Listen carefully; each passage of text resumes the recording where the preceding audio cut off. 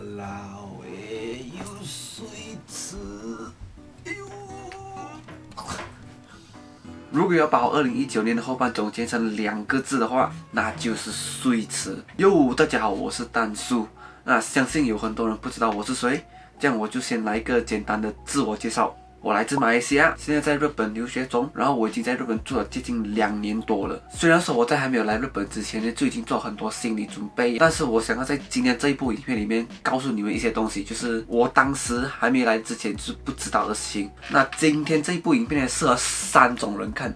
第一个就是想要来日本留学的人，第二个就是想要在日本可以交到很多不同国籍的人的朋友的人，然后最后第3个就是想要在日本学好日文的人。那我们废话不多说，赶快进去。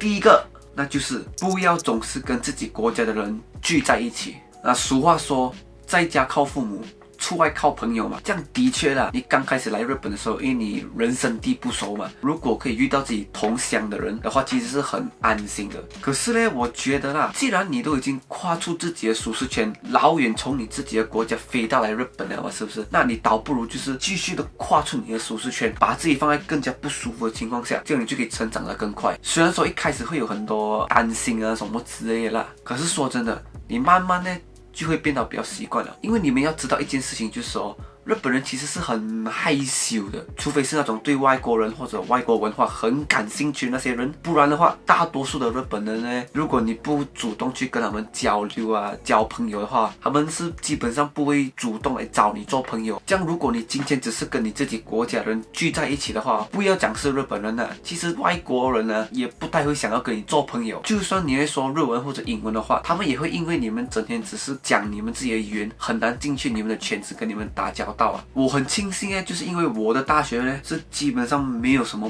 马来西亚人，就很努力去交其他国家朋友啊。当然一开始没有交到日本朋友啦，所以我也建议你们试试看跟其他更多人尝试看聊聊天。那第二个 advice， 你们这个应该会吓到一点，那就是别打太多工。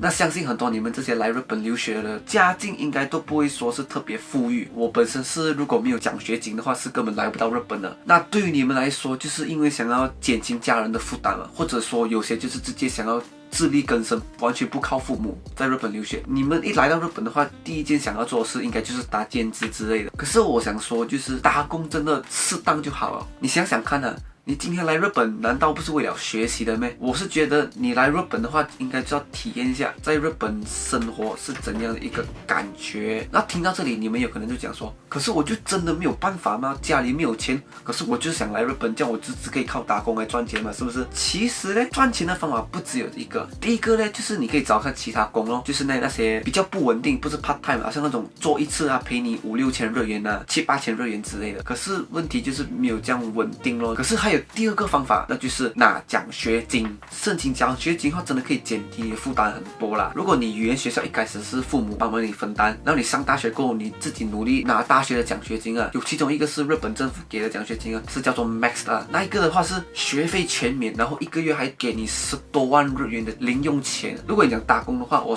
帮你们算一下这样的钱呢。我拿东京来做例子了。东京的话，最低的那个每个小时给你那个钱呢，大概是1030日元左右，时薪啊，时薪。留学生基本上1个礼拜可以打大概28个小时的工，那你28个小时乘以4个星期，再乘以1030日元的，你会得到的数字就是我要查一下。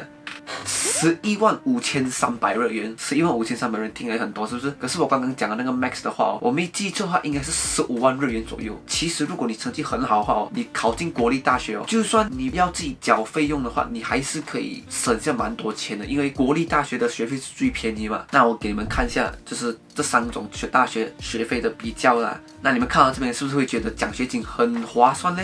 然后第3个，这个是其中一个最重要的，就是对于那些想要学好日文的人呢，我只有一个东西要讲：少专注在考试，多专注在运用日文。那相信很多在看这一部影片的人都知道一个叫做 JLPT 的考试嘛。那我本身是认为 JLPT 这个考试几乎完全没有用处，除了可以拿来炫耀你的成绩以外。那为什么我会这样子讲呢？是因为整个考卷不管你是最低级的 N5 还是最顶级的 N1 的话，都是从头到尾选择题，就算不会日文哦，你进去考，你乱圈都可以圈到一定的分数出来。而且因为我们中文圈，我们会看汉字嘛，虽然讲不是全部都看得懂啦，如果你有一定的一个日文基础的话，其实你大概猜一下就可以猜得出了。然后我有听过很多个例子，就是那些人1年里面就考到 N1 了，结果是几乎说不出任何日文。所以我觉得这考试真的本身就当做是一个参考就 OK 了，不用太过认真去看待。我本身呢是在还没有来日本之前就已经考到 N2 了，可是说真的那时候也不太会说日文。可是我来到日本留学大概不到半年这样子啊，我就可以看得出我的日语的那个讲话能力提升到很高。然后很多人会担心就是